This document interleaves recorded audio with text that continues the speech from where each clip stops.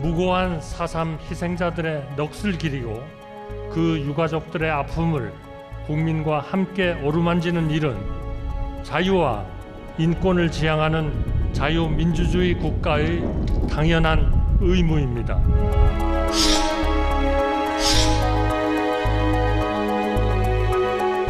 김일성의 개입은 너무나도 명백합니다.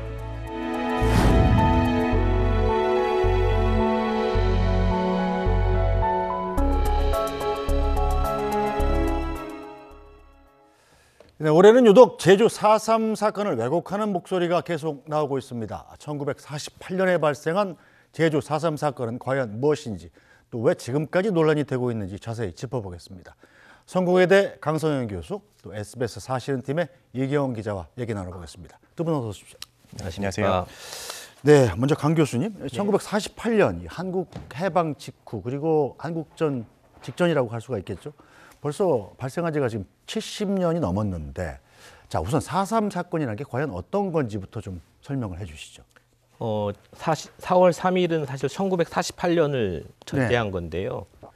정부의 진상조사 보고서에 따르면 47년 3월 1일부터 그 출발 시점을 정하고 있고 54년까지니까 한 7년 정도 진행된 사건들을 말하고 있습니다. 그리고 제주 4.3 사건이라는 이름은 사실 제주도라는 지역성, 그리고 4.3이라는 시간성만 있을 뿐 어떤 성격의 사건인지를 드러내고 있지 못해요. 그러나 우리는 이제 초토화 작전을 통한 국가 폭력에 의한 민간인 학살 사건들이 대량으로 발생했다. 이런 정도로 알고 있는 셈이죠. 네. 사건 발생은 당시에 남로당 무장대가 우익 인사와 이게 경찰들을 공격하면서 시작된 건 맞는 거죠? 네. 근데 정부 조사 보고서에서 47년 3월 1일로 꼽은 것은 배경을 설명하기 위함입니다. 그러니까 왜 제주도당, 그러니까 남로당 제주도당이 무장 세력이 왜 48년 4월 3일 새벽에 지서를 습격했는지에 대한 배경으로서 그 이전에 있었던 친일 경찰들의 제주도민들에 대한 탄압이라든지 특히 이제 고문치사 사건들이 있었거든요. 여러 사건들을 배경으로 설명을 해야 되고 그 속에서 지서 습격이 있었고 거기에 대한 반응으로서 진압이 진행이 되었고 그 시기가 대한민국 정부 수립 이후가 아니라 미군정 시기라는 것을 좀 이해해야 됩니다. 네. 자, 이 사건이 남로당 무장대와 토벌대 충돌로 시작된 거지만 이거는 그냥 단지 발단에 불과했던 것이고 4.3 사건은 그 뒤로 몇 년간 이루어진 군 경에 의한 민간인 학살이 본질 아닙니까? 네, 맞습니다. 사실 되게 대등한 양쪽 세력의 충돌이 아닙니다. 습격은 있었지만 그 이후 무장대 세력은 산으로 갔고 그 이후에 진압군은 사실 지리멸렬했어요. 그러니까 본격적으로 붙어본 적은 없었죠. 심지어는 중간에 협상 시도도 있었고요. 사실 그때 협상을 했으면 잘 해결이 됐을 텐데 이후에 이제 장마가 거치고 대한민국 정부 수립이 이루어지고 결정적으로 여순 사건이 터지면서 여순 사건의 이제 시작 계기는 제주도에 진압하는 것을 거부하는 슬로건을 걸고 벌어졌고 그러면서 사건이 커지면서 유혈 진압이 좀 진행되게 됐습니다. 걷잡을 수 없이 된 거죠. 그렇죠. 네. 자, 이경원 기자. 자, 이 사건으로 희생된 분이 뭐 신고된 분들만 한 15,000명 가까이 되지 않습니까?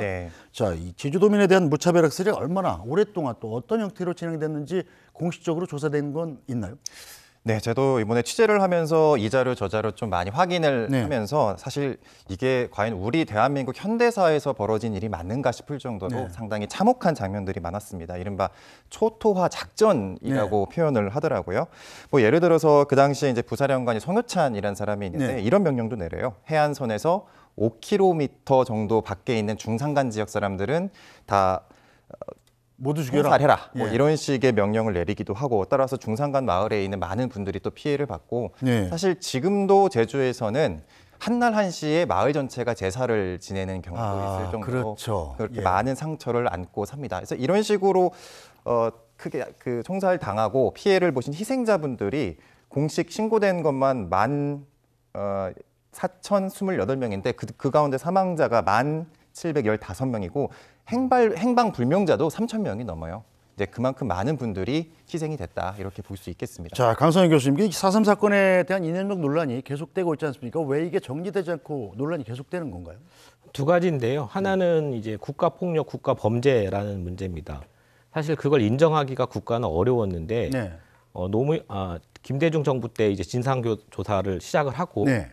그리고 그 법적 근거를 갖고 있거든요. 그리고 노무현 대통령 때 2003년이죠. 네. 보고서가 나오게 되고요. 정부가 그걸 채택하고 그다음에 그것에 입각해서 노무현 대통령이 사상 처음으로 국가폭력에 대한 공식 사과를 대통령이 하게 됩니다. 네. 근데 사실 이게 누군가에게는 국격이 훼손된다고 생각하는 것 같아요. 심지어는 일본 구구들이 쓰는 용어를 빌리자면 네. 자학하고 있다. 자학사관이라고 표현까지 했습니다. 그럼 뭐 우리 국민끼리 벌어진 일인데 자학 사건은 아니지 않나요? 그러니까 이런 어두운 과거들을 묻고 넘어가야지 왜 자꾸 이런 걸 들추냐라는 거죠. 밝히는 게 차후에 똑같은 일이 반복되지 않는 일이 아니겠습니까? 바로 그겁니다. 네. 사실은 정부 차원에서 진상조사를 하게 된 이유도 목적도 재발 방지, 네. 다시는 이런 일이 벌어져서는 안 된다의 맥락에서 이루어졌던 것이고, 그리고 살아있는 지금 우리 국민들이지 않습니까? 네. 당신이 비국민으로 처리해서 결국 학살을 당했거나 혹은 이제 그 유족들이 존재하는데 유족들에게도 사실은 계속 기억의 탄압이나 억압들이 있었거든요. 이런 네. 부분들을 국가가 굉장히 자신 있게 국격을 높이기 위해서 성찰적으로 다가간 작업들인데 네. 누군가에겐 그것이 굉장히 부끄러운 일인 것으로 보이는 것 같습니다. 네, 저 숨긴다고 되는 일은 아니죠. 자, 이경호 기자, 올해는 특히 제주도에서 네. 이 공산당의 폭동이었다 4.3 사건이 그렇죠. 이렇게 비난하는 현수막이 또 무더기로 걸리고 이걸 또 반박하는 현수막이 걸리고 이런 일까지 있었죠. 그렇습니다. 어찌 보면은 과거의 어떤 이념 논쟁, 네. 좌우 이념 논쟁이 지금도 재현되는 게 아닌가 싶을 정도로 좀 안타까운 모습인데, 서북청년단이라고 불리는 단체가 4.3은 김일성과 남로당이 일으킨 공산 폭동이다, 뭐 이런 식의 현수막을 달았어요. 사실 서북청년단은 4.3 사건 당시에 매우 악랄했던 네. 토벌 세력이었거든요. 네. 근데 그 이름을 그대로 차용했다는 것만으로도 사실 피해자분들에게는 좀 상처가 될 수 있는데, 네. 어쨌든 그런 현수막을 달기 시작했고, 여기에 또 이제 반박 현수막도 다는 거죠. 정치권에서도 달았는데, 뭐 이거는 색깔 공격이다, 뭐 네. 이런 식의 맞대응한 현수막도 붙으면서 어찌 보면 논쟁화되고 있습니다. 사실 이게 논쟁화될 거리인가라는 부분에 대해서는 다시금 좀 생각하게 만드는 구석이 있는 것 같아요. 네, 이렇게 논쟁화되고 있는 것은 사실은 아직도 진상규명이 완벽히 되지 않아서 그렇다 이렇게 볼 수 있는 건 아닙니까? 일단 제주 4.3 사건과 여순 사건을 포함한 한국 전쟁 전후 민간인 학살 문제는 네. 제도화된 과거 청산이 시도가 되고 있고 그 속에서 진실 규명과 피해자의 명예 회복, 네. 그리고 뭐 위령 교육이라든지 여러 5원칙이라고 하는데요. 과거 청산 5원칙에 입각해서 진행되고 있습니다. 4.3 사건은 사실 그 중에서도 가장 많이 진실 규명이 이루어진 편인데요. 왜냐하면 정부가 국가가 자기 책임을 인정을 했거든요. 네. 그런데 다만 이제 쟁점들이 남아 있습니다. 그 미군 책임의 문제라든지, 그리고 무장대를 피해자로 포함시킬 것인가 말 것인가에 대한 문제라든지, 그리고 총체적인 종합적인 진실규명은 이루어졌지만 마을 단위에서 구체적으로 어떤 피해자들이 존재했는지 네. 우리가 그 아주 구체적 사례들을 다 지금 확인할 수가 없는 상황이 되었거든요. 아까 네. 기자님 말씀하신 것처럼 초토화됐기 때문에 어떤 마을은 통째로 사라졌기 때문에 알 수가 없는 경우들도 있습니다. 자, 이경호 기자. 네. 그런데 2000년도에 이제 4.3 특별법이 만들어지지 않았습니까? 네, 김대중 대통령 시절인데. 네. 그럼 그 이전까지는 우리 국민들이 4.3 사건을 어떻게 인식하고 있었나요? 그 요즘에 옛날 신문 서비스를 많이 하잖아요. 네. 그래서 이제 그 해방 이후에 옛날 신문들을 제가 좀 검색을 해봤어요. 네. 뭐 4.3 뭐 이런 식으로 검색어를 넣고 쭉 살펴봤는데 기사가 별로 없었습니다. 아예 다루진 않았군요. 뭐 사실 네. 다루더라도 이런 식이에요. 그 예전에 4.3 폭동 당시에 뭐 이런 수식어 정도가 네. 검색이 되고 그 이후에는 별로 없는 거예요. 이제 그만큼 묻고 갔다라는 네. 거죠. 그러다가 이제 민주화 이후 1987년 이후에 민주화 이후에 조금씩 이야기들이 나오기 시작하면서 논의가 좀 활발하게 진행이 된 것 같아요. 그래서 1989년 4월 3일이었죠.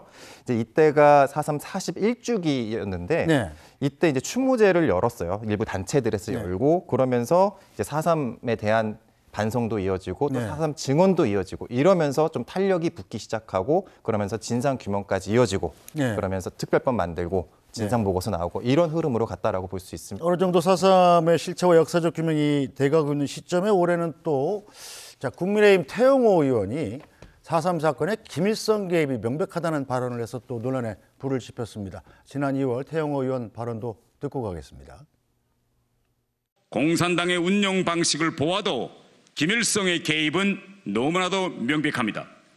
제가 100번 양보하여 일각에서 주장하는 것처럼 당시 제주도당의 일부 지도자들이 중앙당의 당론과 배치되게 무장 폭동을 결정했다가 후에 김일성의 호가를 받지 못했다면 도중에 중단하고 배를 타고 북한으로 도주했어야 했습니다. 그리고 폭동이 그렇게 오래 장기화될 수도 없었습니다.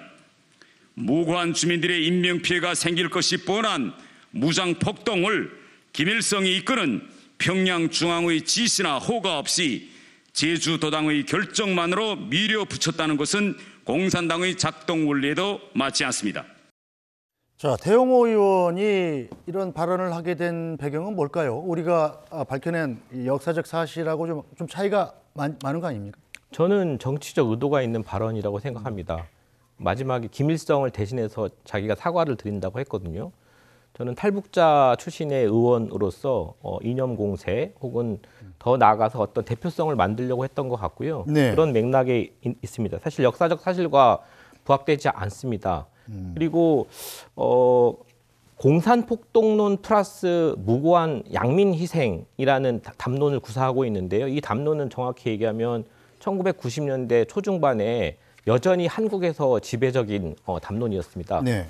그 무고한 희생이라는 얘기를 하고 있지만 여전히 공산폭동이고 남로당 중앙당이 있고 그 뒤에 뭐 스탈린이 있다 이런 식의 흠집들을 이념적으로 계속 내는 작업이라고 보여지고요. 그거는 5.18도 똑같이 그런 방식으로 계속 흠집을 내는 것과 똑같다고 유사하다고 보여집니다. 자, 이경원 기자. 그리고 태영호 의원 주장 중에 김대중 전 대통령도 뭐 공산폭동이었다 이런 비슷한 발언을 했다 이런 주장도 있는데 이것도 맥락이 좀 다르죠? 이게 늘상 반복되고 있는 포인트입니다. 그러니까 사실 4.3이 무엇이냐라는 정의 문제부터 들어가면은 사실 아까 교수님께도 설명해 주셨지만은 지서를 습격했던 그러니까 무장 봉기 사건, 남로당 제주도당의 무장 봉기 사건이 4월 3일 날 일어났는데 그것만 보고서 보느냐 아니면은 7년 6개월이 넘는 그 긴 기간을 4.3의 전체적인 맥락으로 보느냐 이제 그 차이인 것 같아요. 근데 일부 세력에서는 그 4월 3일 날 그 사건에 천착을 하다 보니 봐봐라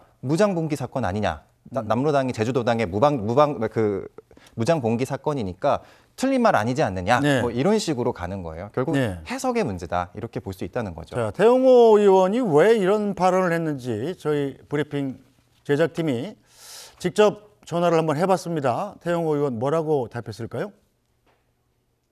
그런데 저는 그때 당시 한반도에 조성되었던 큰 맥락선에서 저는 이 문제를 봐야 된다. 근데 이거는 개인 일탈이 아니라 결국은 김일성과 이제 박헌영의 평양 중앙이죠. 그때 남로당에 다 올라갔으니까 이에서 일어난 것이다. 그래서 제주도에서 그때 무고하게 희생된 그분들을 포미하거나 조롱하거나 비난하자는 것이 아니라 제가 한때 몸담궜던 공산주의 이념과 그때 있었던 북한 정권에 의해서 도화선이 돼서 일어났기 때문에 정말 죄송하다고 용서를 빌은 거거든요. 저보고 뭘 사과하라는지 저는 아직도 사과해야 된다면 어느 측면을 사과해야 된다. 만약 그러면 남로당의 4월 3일 날 있었던 무장 공격이 김일성이나 박헌영의 사척이 아니라 거기에 남로당의 개인들의 일탈 행위인데 그걸 왜 평양과 결부시키냐 이걸 사죄하라는 건지 무턱대고 사죄하라 뭘 사죄해야 되는데 이게 제 주장입니다.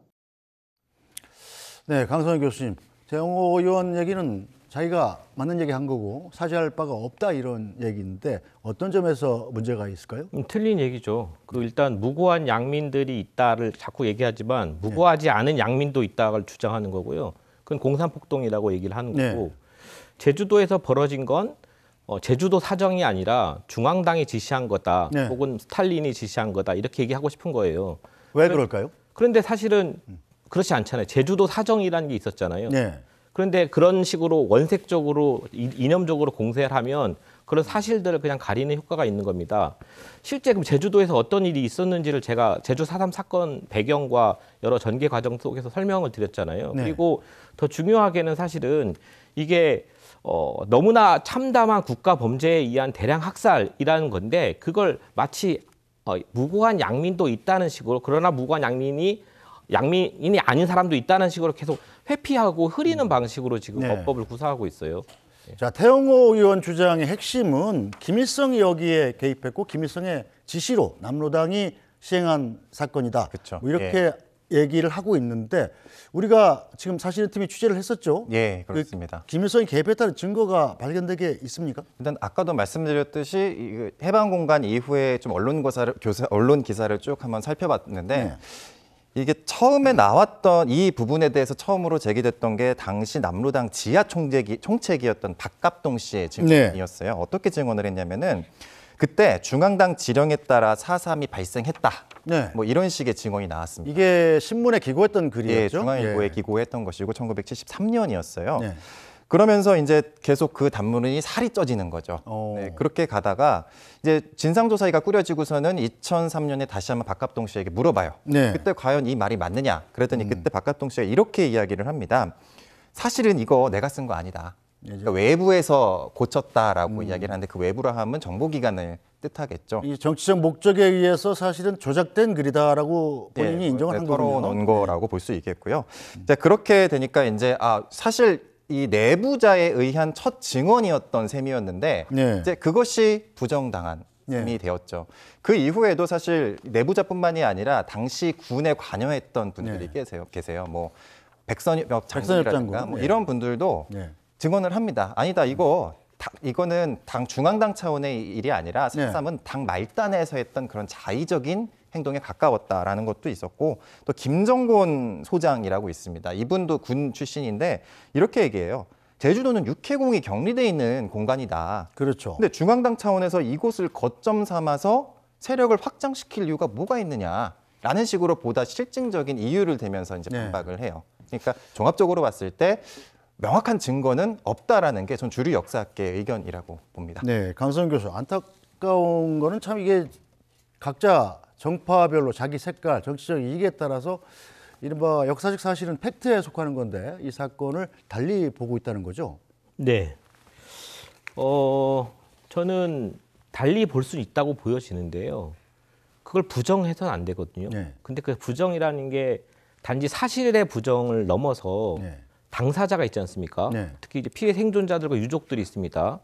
제주 4.3 특별법 제13조는 그 피해 생존자들과 피해자 유족들의 존엄과 명예를 지키기 위해서 허위 사실을 유포하고 이런 그 역사 부정하는 것들을 금하고 있어요. 처벌하고 있습니다. 사실 단지 역사 문제가 아니다라는 걸 강조하고 싶어요. 네. 그리고 대한민국 정통성은 그런 식으로 부정해서 세워지는 게 아니에요. 만약에 어두운 과거가 있다면 그 부분들을 솔직 담백하게 진실 규명을 하고 그것을 넘어서야 사실은 정통성이 세워진다고 생각을 하거든요. 저는 제주 4.3 사건의 본질 중에 하나가 물론 제주도 사정이라고도 했지만 단선 단정을 반대하고 김구나 김규식이나 안재홍 같은 남북 협상파를 지지했던 정치적 측면들도 있다고 생각을 합니다. 그 부분들에 대한 쉽게 얘기하면 처벌 케이스가 필요했던 것이고 사태가 커지면서 이루어졌던 약간 대량 학살의 측면들이 있는 거거든요. 그래서 자꾸 태영호 의원이 저런 식으로 내가 뭐를 사과해야 되냐라고 얘기하지만 사실 자체를 일단 얘기를 해주는 게 굉장히 중요한데 그걸 자꾸 흐리고 자기가 원하는 방식으로 이념 공세에 활용하고 있다는 점, 거기에 마음 아파하는 제주도민들, 피해 당사자들이 있다는 점들을 좀 생각을 해봐야 될 것 같습니다. 네, 어떤 정치적 이익이 있든지 간에 확실한 것은 4.3 사건으로 피해를 본 희생자 또 유족들이 오랜 시간을 고통 속에 살아왔는데 이분들을 더 괴롭히는 일은 더 이상 없어야 될 것 같다는 마음입니다. 자, 두 분 말씀을 여기까지 듣겠습니다. 고맙습니다. 네, 고맙습니다.